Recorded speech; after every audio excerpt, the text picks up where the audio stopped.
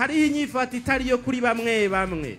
Bararenganya abantu bagahamagara Imana mushobora byose, barasahura bagashimira Imana, barica ibintu bakavyonona bakambaza izina ry'Imana, bagendera mu ngeso mbi bakihamagarira ku izina ry'Imana. Turagowe.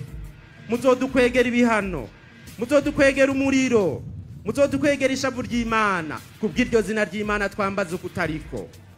Tutagomba kugendera mu kuri, tutagomba kugendera mu butungane, tutagomba gukoresha izina ry'Imana mu rukundo, niturireke. Gushira Imana imbere n'umutego twiteze. Duhinduke rero twigenze nk'abashize Imana imbere, tuvuga izina ry'Imana tubibereye, duhamagara Imana twiteguye, tuvuga Imana kubera turi abana b'Imana nyene. Ico nico twemeye. Ahandi yo tutaravye neza tuzogwa mu mutego twiteze, kandi umuryango wacu ntuzoragama.